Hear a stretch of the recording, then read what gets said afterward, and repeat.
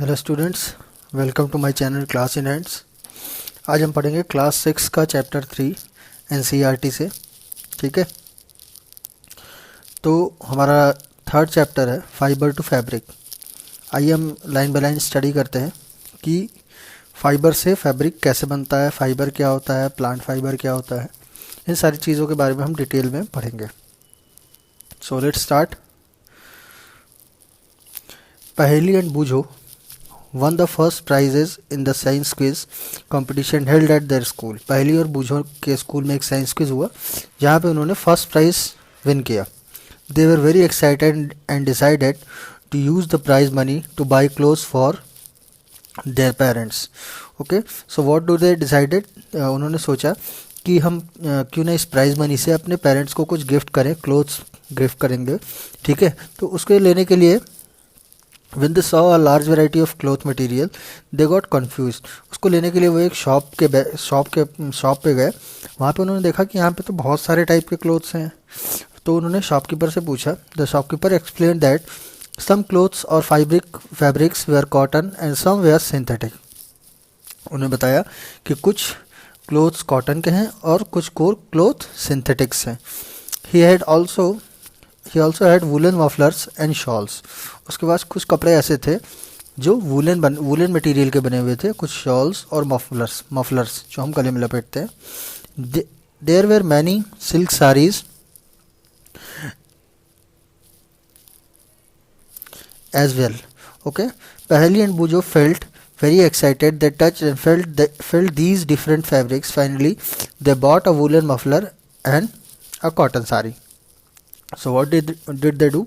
They both were very much confused and they touched and felt that upon touching हर कपड़े को छूने पर अलग तरीके की फील आ रही है। मीन्स कॉटन का कपड़ा छू रहे हैं तो एक अलग तरीके का फील आ रहा है, टच आ रहा है। और फैब्रिक सिंथेटिक छू रहे हैं तो अलग आ रहा है, साड़ी को छू रहे हैं तो अलग आ रहा है, शॉल को छू रहे हैं तो अलग आ रहा है, मफलर्स को छू रहे हैं तो अलग आ रहा है। सो फाइनली उन्होंने क्या किया, एक मफलर लिया और एक साड़ी ली और वहाँ से चल दिए। After their visit to the clothes shop, Paheli and Bujo began to notice various fabric in their surroundings। उसके बाद क्या हुआ, जब पहली और बूझो वहाँ से घर आए तो उन्होंने देखा कि उनके घर में भी अलग अलग चीज़ें हैं। वो अलग अलग मटेरियल की बनी हुई हैं। जैसे बेडशीट अलग चीज़ का बना हुआ है, ब्लैंकेट्स अलग चीज़ का बना हुआ है। इसके अलावा जो टेबल पे क्लॉथ बिछा रखा है मम्मी ने, वो अलग तरीके का बना हुआ है। टॉवल अलग तरीके की बनी है। डस्टिंग का जो कपड़ा है वो अलग तरीके का बना है। सो उन्होंने ये देखा कि डिफरेंट टाइप्स के बहुत सारे अलग अलग टाइप के क्लोथ्स हैं। Even their school bags and the gunny bags they are made from some kind of fabric.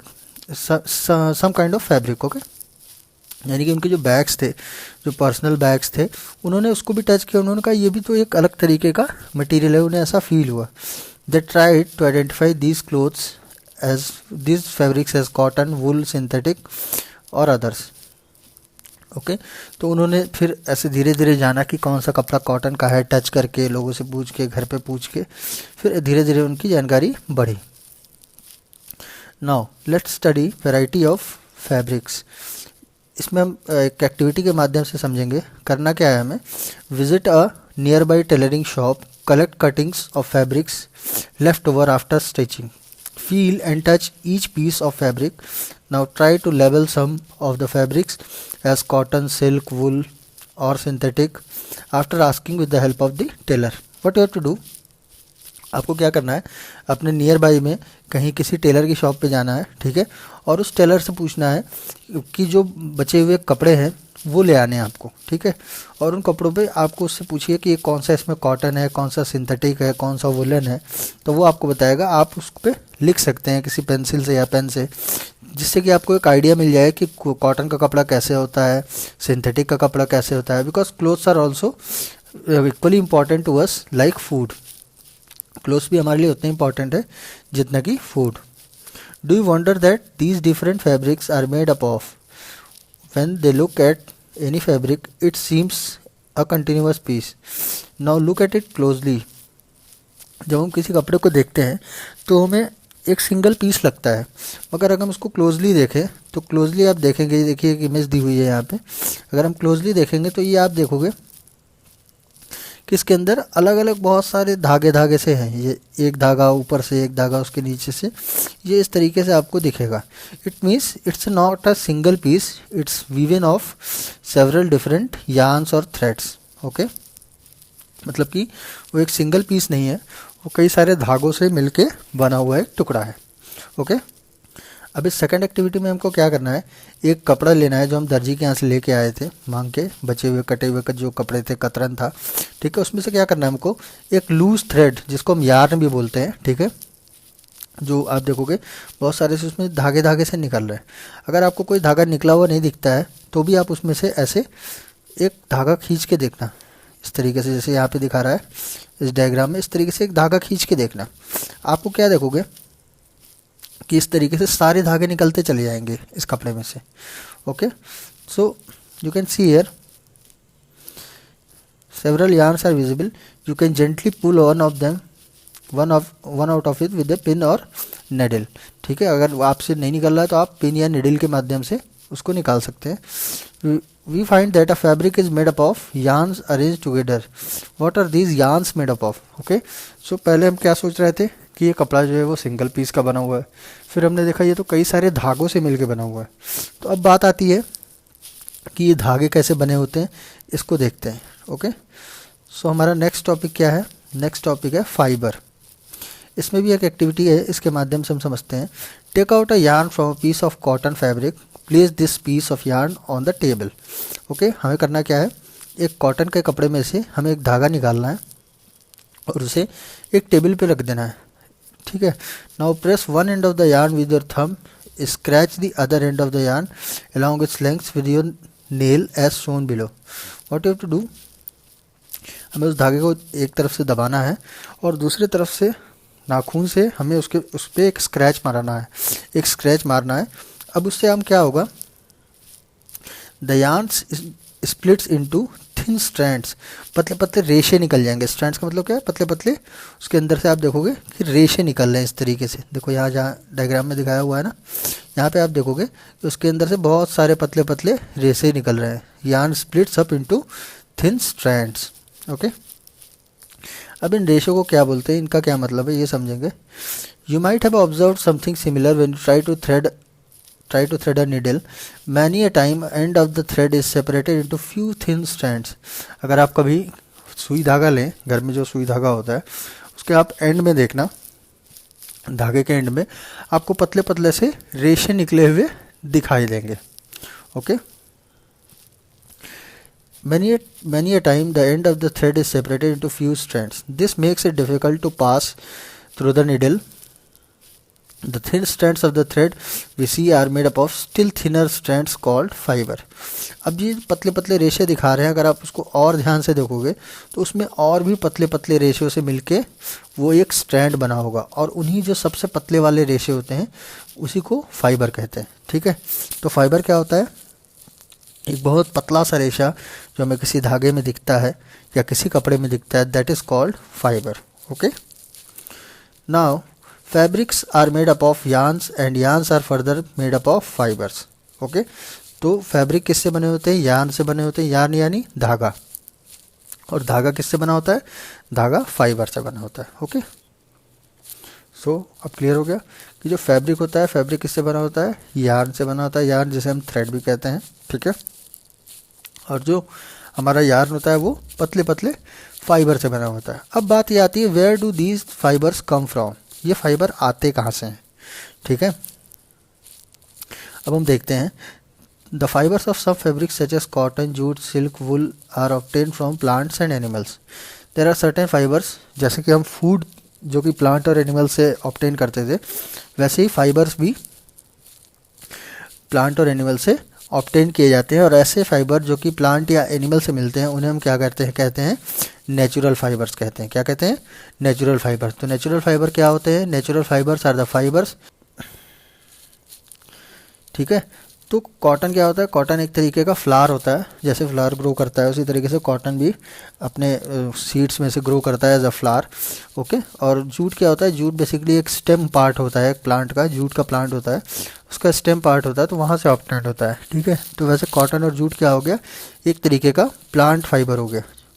And wool and silk fibres are obtained from animal. Wool और सिल्क कहाँ से ऑब्टेन्ड होता है? एनिमल से obtained होता है। कैसे होता है? Wool is obtained from fleece of sheep or goat. It is obtained also from hairs of rabbits, yaks and camels. Silk fiber is drawn from the cocoon of silkworm. Okay, अब दो तरीके के fibre और होते हैं, ठीक है। तो ये जो जानवर होते हैं, जैसे आपका शीप हो गया, गोट हो गया, रैबिट हो गया, इनके आपके या आप कह सकते हैं इनके शरीर पे बहुत ढेर सारे से बाल जम जाते हैं ठंडियों के मौसम में, और उन बालों को रिमूव करके, क्योंकि वो एक कंटिन्यूस प्रोसेस है बाल आना और जाना, तो उन बालों को रिमूव करके उससे बहुत फाइन फाइबर्स मिलते हैं। उन्हीं फाइबर्स को अरेंज करके हम क्या बना लेते हैं? वुल बना लेते हैं। और सिल्क कैसे ऑब्टेन होता है? सिल्क ऑब्टेन होता है, कीड़ा होता है जिसे हम रेशम का कीड़ा कहते हैं, सिल्क वॉर्म कहते हैं, उसकी कुकून होती है, ठीक है। उसी कुकून में वो पतले पतले रेशे, जैसे हमने यान्स देखे, ठीक है, स्ट्रैंड्स देखे, उन्हीं स्ट्रैंड्स को वो डेवलप कर लेता है और उसी को मिक्स करके फिर उसी को कंबाइन करके हम सिल्क का धागा बना लेते हैं, फिर उसी से सिल्क का क्लॉथ बन जाता है। So next, for thousands of years ago, the natural fibers were the only ones available for making the fabrics. In last 100 years or so, fibers are also made from chemicals. Okay, so what happens? The chemical substances which are not obtained from plant and animal sources, these are called synthetic fibers. Okay, what happens when 100 years ago, when we don't have the technology, जब हमारे पास technology नहीं थी, इतनी ज़्यादा chemicals वगैरह के बारे में हम नहीं जानते थे, साइंस ने इतना डेवलपमेंट नहीं किया था, उस समय क्या होता था? उस समय हमारे पास जो फाइबर्स का सोर्स था वो केवल नेचुरल था, या तो प्लांट से फाइबर मिलता था या तो एनिमल से फाइबर मिलता था, ठीक है। और वो साल में एक ही बार मिलता था, क्योंकि उनका भी जब प्लांट्स ग्रो करेंगे, जब उनकी फ्लावरिंग निकलेगी, कॉटन के फ्लावर्स निकलेंगे तो उसमें से कॉटन मिलेगा। इस तरीके से जब भेड़ है या आपकी बकरी है या याक है, जब इनके शरीर पे बाल आएगा तभी तो बाल को रिमूव किया जाएगा, तो केवल वंस अ ईयर अवेलेबिलिटी उनकी होती थी। But now after development of certain technologies and chemicals, अब क्या होता है? अब हमारे पास सिंथेटिक फाइबर्स मौजूद हैं, ठीक है, जो कि प्लांट और एनिमल सोर्स से नहीं आते हैं। उन फाइबर्स को हम सिंथेटिक फाइबर्स कहते हैं। For example, some synthetic fibres are polyester, nylon and acrylic. इनके बारे में हम डिटेल्स में बाद में पढ़ेंगे क्या होते हैं ये सिंथेटिक फाइबर्स, ठीक है। Now let's talk about some plant fibres. Okay, what are these plant fibres? First one is cotton. How have you ever made wicks for oil lamps? Wicks मतलब होता है जो हम बत्तियाँ बनाते हैं घर में, जो दिए जलते हैं दिवाली में या किसी भी त्यौहार में, जो हम दिए जलाते हैं, उन दियों की हम देखते हैं घर में रुई की बत्ती बनाई जाती है। कभी आपने बनाया है? What do you use of making these wicks? The cotton wool is also used for filling mattresses, quilts and pillows. हमने देखा हमारे घर में जो गद्दा होता है या जो तकिया होती है या जो रजाई होती है, उसके अंदर क्या होता है? उसके अंदर रुई भरी होती है, ठीक है। या हम जो दिया बनाते हैं तेल वाला, उसके लिए भी हम रुई की बत्ती बनाते हैं।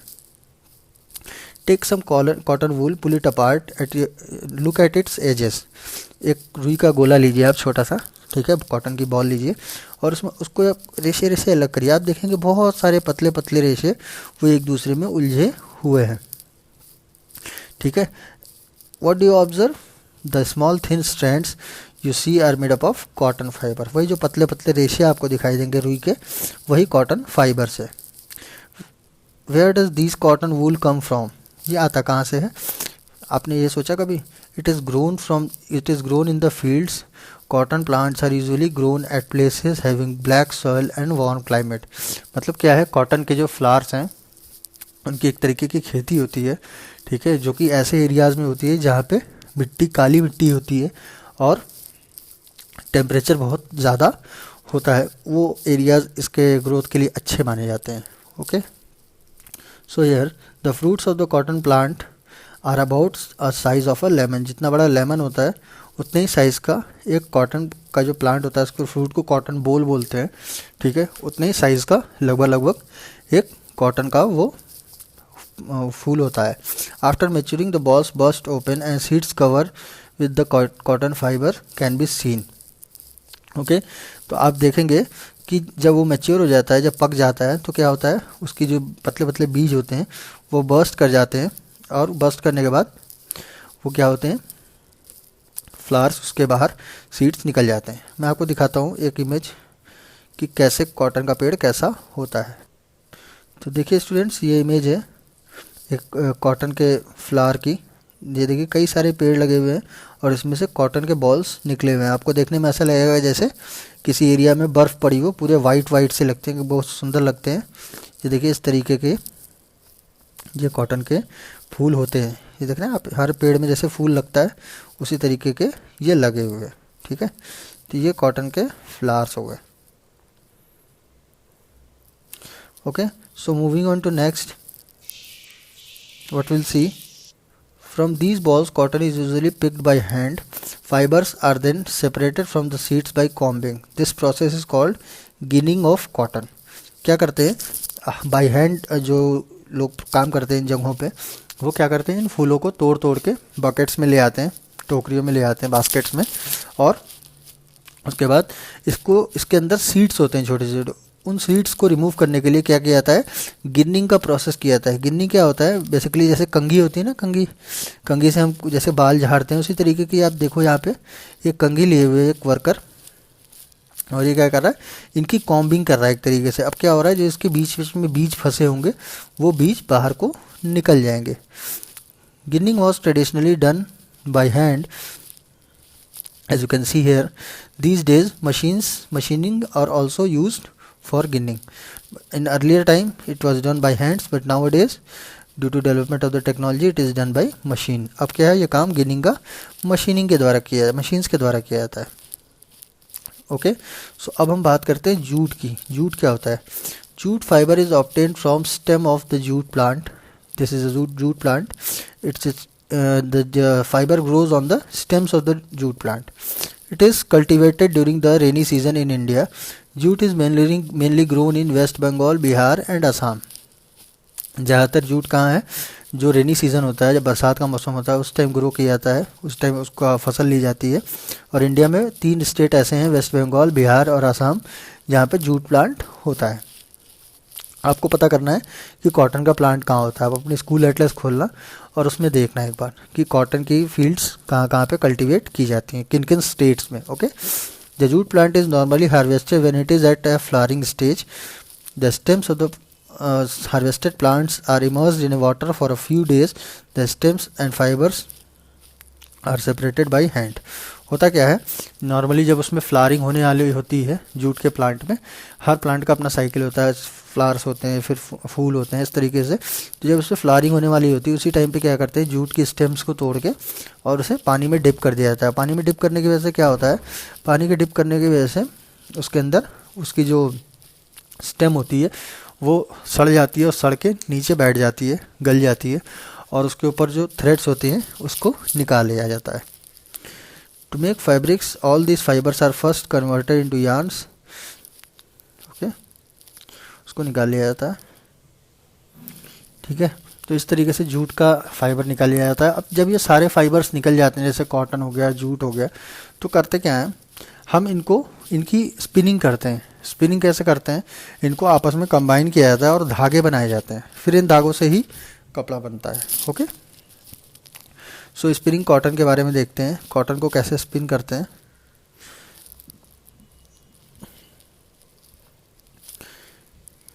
एक्टिविटी के माध्यम से देखते हैं।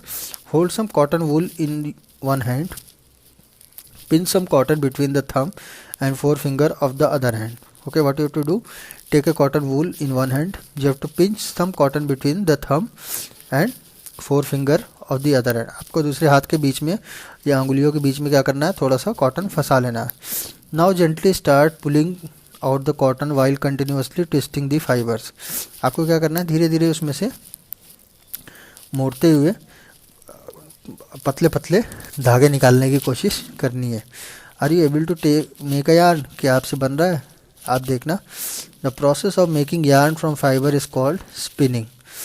यही प्रोसेस फाइबर से यार्न बनाने का, जो रेशो से जो धागे बनाने का काम होता है, उसी को हम क्या कहते हैं, spinning. Okay, in this process the fibre from the mass of cotton wool are drawn out of drawn out and twisted. Fibres को धीरे धीरे निकालते हैं, उनको लपेटे रहते हैं। जब भी आपको भी कोई धागा देखना ना, कोई रील देखना, धागा देखना, तो आप देखना वो सारे धागे लिपटे लिपटे से रहते हैं, क्योंकि इसी प्रोसेस से उनको बनाया जाता है। Okay, this brings the fibre together to form a yarn. A simple device use for spinning is a hand spindle, okay, also called takli. This is takli device, you can see here. इसकी help से हम spinning करते हैं। This is takli device in figure 3.10। Another hand operated device use for spinning is charkha. दूसरे हाथ में हम क्या करते हैं, जो हम ट्विस्टिंग का प्रोसेस करते हैं वो किससे करते हैं, चरखा के माध्यम से हम ट्विस्टिंग करते हैं। चरखा क्या है, charkha is a device, this is charkha. Okay, it was first and foremostly used by Mahatma Gandhi in the Indian independence movement, although spinning was already done in the country. It was popularized by Mahatma Gandhi, it was popularized by Mahatma Gandhi as a part of independence movement. Independence जब स्वतंत्रता का जो movement चल रहा था, अभियान चल रहा था, उसमें गांधी जी ने इसको प्रसिद्धि दी थी, चरखे को, जो चरखा स्पिन वीवर्स यूज़ करते थे। ठीक है, he encouraged the people to wear clothes made of homespun yarn and shun imported cloth made in mills of Britain. उन्होंने क्या कहा कि हम विदेशी कपड़ा ना पहने, हम अपने घर में ही, अपने इंडिया में ही कपड़ा बनाएं और पहने। अब इससे होता क्या है, इससे जो हमारे किसान हैं उनको भी फ़ायदा होगा, उनकी फसल बिक जाएगी सारी, और विदेशियों का जो वो है कंट्री में जो प्रभाव है वो भी कम होगा। Spinning of yarn on a large scale is done with the help of spinning machines. On a large scale ये जो धागे बनाए जाते हैं, बड़े पैमाने पे जब बनाए जाते हैं तो with the help of machines बनाए जाते हैं। After spinning yarns are used for making fabric. जब स्पिनिंग हो जाती है तो yarns को, जो धागे होते हैं, उनको क्या करते हैं, उनसे हम फैब्रिक्स बनाते हैं। ठीक है स्टूडेंट्स, अब हम देखते हैं फैब्रिक कैसे बनता है। There are many ways by which the fabrics are made from yarns. The two main processes are weaving and knitting. Okay, अब वीविंग क्या होता है और निटिंग क्या होता है। ठीक है, वीविंग हमने देखा था, जैसे हमारे घर में आपका भी देखना, मम्मी वगैरह स्वेटर बुनती है, या कोई बुआ या कोई भी लेडीज़ या कोई भी व्यक्ति स्वेटर बुनता है, उसी को हम वीविंग कहते हैं, वही प्रोसेस वीविंग कहलाता है। In activity 2 you might have notice that a fabric is made up of 2 sets of yarns arranged together. ठीक है, the process of arranging 2 sets of yarns together is called as weaving. Let us try to weave some paper strips. Okay, अब क्या करते हैं कि दो धागे लेते हैं और उनको एक दूसरे के साथ कंबाइंडली मिक्स करना शुरू करते हैं, एक दूसरे के साथ उलझाना शुरू करते हैं एक तरीके से। ठीक है, उसी प्रोसेस को क्या कहते हैं, वीविंग कहते हैं। Now here we will demonstrate the thing. हम एक एग्जाम्पल समझेंगे, उदाहरण समझेंगे कागज़ से वीविंग करने की। आइए देखते हैं एक्टिविटी 5 में। Take 2 sheets of paper of different colours, cut square pieces of length wide equal to 30 centimetre from each sheet. Now fold the both sheets into half. क्या करना है हमको शीट ऑफ पेपर लेना है अलग अलग कलर के, और स्क्वायर पीस में हमें लेंथ और विड्थ इक्वल टू 30 सेंटीमीटर का काट लेना है from each sheet. Now fold both the sheets into half. हमें क्या करना है, दोनों शीट्स को बीच से आधा फोल्ड करना है। On one sheet draw lines as shown in the, देखिए इस तरीके से ये एक्टिविटी में शो कर रहा है, हमें इस तरीके से करना है। 2 स्ट्रिप बनानी है और दोनों स्ट्रिप्स को ऐसे पतला पतला फोल्ड कर लेना है 2 कलर की। उसके बाद जैसे यहाँ पे कर रहा है, इसको वैसे हमने अरेंज करना है, तो हम देखेंगे एक हमारी पूरी एक टुकड़ा बन जाएगा। ठीक है, ए प्रोसेस ये करना है, बी प्रोसेस ये करना है, सी ए और डी ए। ठीक है, in figure 13.12 A on the other as shown in figure 13.212 B, cut both the sheets along the dotted lines and then unfold weaves and strips one by one through the cut in sheets of paper as shown in figure. Shows the pattern after weaving all the strips. जब हम सारी strips weave कर लेंगे तो हमें इस तरीके का पैटर्न दिखेगा। ठीक है, ये जो डॉटेड लाइन है ना, इन डॉटेड लाइंस के अक्रॉस हमें काटना है, और एक के दूसरे, जब ये कई सारे बन जाएंगे आपके, तो एक को दूसरे के अंदर हमें फंसाने की कोशिश करनी है। और जब ये पूरा तैयार हो जाएगा तो यही आपका वोवन स्ट्रिप या फैब्रिक एक फॉर एग्जांपल हो जाएगा। देखिए यहाँ पे ये हैंडलूम बना रही है, एक लेडीज़ बैठी हुई है। In a similar manner 2 sets of yarn are woven together to make a fabric. Full stop. The yarns are much thinner than your paper strips, of course. The weaving of the fabric is done on looms. There is a machinery where weaving is done and that is called as loom. The looms are either hand operated or power operated. Looms जो होती हैं, machines जो होती हैं जिन पे weaving का काम किया जाता है, या तो हैंड ऑपरेटेड होती हैं या कई बार पावर ऑपरेटेड, मतलब किसी इलेक्ट्रिसिटी से या और किसी उससे सोर्स से चलती हैं। निटिंग की, निटिंग क्या होती है? Have you noticed how sweaters were knitted? Is knitting a single yarn in knitting? A single yarn is use to make a piece of fabric. Knitting में हम क्या करते हैं, एक सिंगल यार्न लेते हैं और उससे हम फैब्रिक बनाते हैं। जैसे ये देखिए, जो सिलाई और जो बुनाई का हमारा पूरा ट्रेडिशनल तरीका है, जो घर में मम्मी पहले स्वेटर्स बनाती थी, ये स्टिक्स के माध्यम से, एल्युमिनियम स्टिक्स होती थी, इनके माध्यम से, जिसे हम सलाई भी कहते हैं। Have you ever pulled the yarn from a torn pair of socks? What happens? A single yarn gets pulled out continuously as the fabric gets unravelled. क्या होता है, कभी आप कहीं से धागा खींचो तो वो धागा खींचता ही चला जाता है, खींचता ही चला जाता है, बहुत लंबा हो जाता है। ठीक है, तो वो क्यों होता है? क्योंकि ये सिंगल धागे से ही बना होता है। The socks and many other clothing items are made of knitting fabrics. कई सारे क्लोथिंग आइटम ऐसे होते हैं जो फैब्रिक्स को निट करके बनाए जाते हैं। निटिंग का जो प्रोसेस है वो कई बार हाथ से भी किया जाता है और कई बार मशीन्स के भी माध्यम से किया जाता है। ठीक है। Now, weaving and knitting are used for making different kinds of fabric. These fabrics are used for a variety of clothing items. ठीक है, knitting और weaving के माध्यम से कई तरीके के कपड़े बनाए जाते हैं जिनसे variety of clothes prepare किए जाते हैं।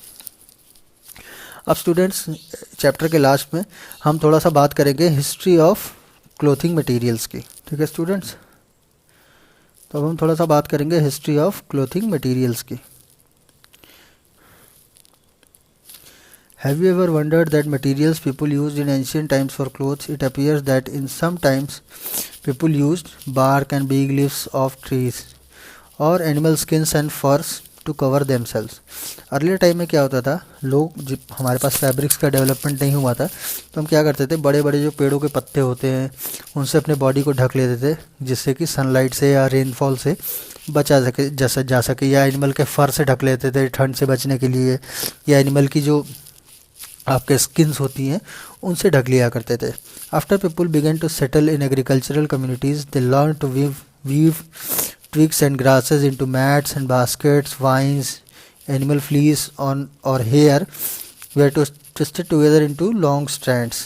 क्या करते थे, जब धीरे धीरे आदमी ने और डेवलपमेंट किया और धीरे धीरे चीज़ें सीखी तो हमने क्या किया, हमने धीरे धीरे जानवरों के जो फर होते थे उनको बुनना सीखा और ग्रास को बुन के ग्रास की मैट बनाना सीखा। आपके बांस के पतले पतले टुकड़े लेके उससे हमने बास्केट बनानी सीखी, टोकरी बनानी सीखी। धीरे धीरे इस तरीके से डेवलपमेंट हुआ। The early Indians wore fabrics made out of cotton that grew in the regions near the river Ganga. पहले क्या होता था, शुरुआती दौर में जो अर्ली इंडियंस थे उन्होंने क्या किया, उन्होंने गैंजेटिक प्लेन में जो कॉटन होता था उस कॉटन से कपड़े बनाना शुरू किए। Okay. Flax is also a plant that gives natural fibres. Flax एक तरीके का प्लांट होता है जिससे भी नेचुरल फाइबर हमें मिल सकता है। In ancient Egypt the cotton as well as flax were cultivated near the river Nile and were used for making fabrics. जो इजिप्ट था, जो मिस्र देश है, इजिप्ट कंट्री है, वहाँ पे नाइल रिवर के किनारे में फ्लैक्स का पौधा होता था जिसके फैब्रिक्स को यूज़ किया जाता था मतलब कपड़े बनाने के लिए। In those days stitching was not known, people simply draped the fabrics around different parts of their body. उन समय सिलाई अभी नहीं सीख पाया था इंसान, तो क्या करते थे, बस ऐसे ही उनके फाइबर्स को लेके इकट्ठा करके अपनी बॉडी के किनारे किनारे रैप कर लेते थे, किसी तरीके से बॉडी पार्ट्स को कवर कर लेते थे। Many different waves of draping fabrics very used. ठीक है, ऐसे ही लपेट लेते थे। With the invention of the sewing needle people started stitching fabrics in to makes clothes. Stitch clothes have gone through many variations since its invention. जब क्या हुआ, सुई का आविष्कार हुआ, जब सिलाई का आविष्कार हुआ, तब धीरे धीरे लोगों ने अपने कपड़े वगैरह सिलने शुरू किए और पहनना शुरू किया। But it is not amazing that even today sari, dhoti, lungi और turban is use as an unstitch piece of fabric. मगर इतनी सारी स्टिचिंग टेक्नोलॉजी होने के बाद भी आज भी हम बहुत सारे कपड़े ऐसे हैं जैसे पगड़ी, साड़ी, धोती, बहुत लंबे लंबे सिंगल पीस ऑफ क्लोथ होते हैं जिन्हें बिना हम सिले ही ऐसे डायरेक्टली पहन लेते हैं। Just as there is a large variety in the food eaten all over the country, a large variety also exists into fabrics and clothing item। जिस तरीके से हमने देखा कि कई सारे वैरायटी ऑफ फूड्स है हमारे पास, वैसे ही हम देखते हैं हमारे पास आज के टाइम में वैरायटी ऑफ क्लोथ्स भी हैं। ठीक है, तो स्टूडेंट्स आइए कुछ इंपॉर्टेंट वर्ड्स के बारे में बात करते हैं। कॉटन क्या था? कॉटन एक तरीके का पौधा था जिसमें फूल में जिसमें कॉटन होता है। ठीक है, कॉटन का जो गुच्छा होता है उसी को कॉटन वूल बनाते हैं, उसी से कॉटन वूल बनाते हैं। फैब्रिक क्या होता है? जब कई सारे फाइबर कंबाइन करते हैं तो वो क्या बन जाते हैं? यार्न बन जाते हैं, यानी थ्रेड बन जाते हैं, धागा बन जाते हैं। और जब कई सारे फाइबर कंबाइन करते हैं तो धागा बनते हैं, और कई सारे वही यार्न कंबाइन करके क्या बन जाते हैं?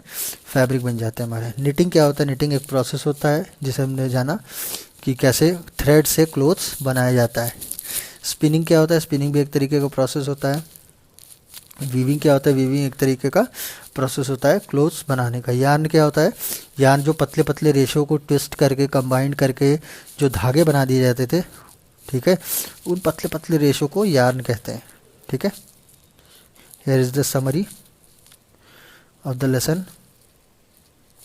इसे आप बाद में पढ़ें, और अगर कोई भी प्रॉब्लम आती है इसको पढ़ने में, समरी में, तो आप कमेंट सेक्शन में ज़रूर पूछें मुझसे कि ये चीज़ सर हमें समझ में नहीं आ रही है।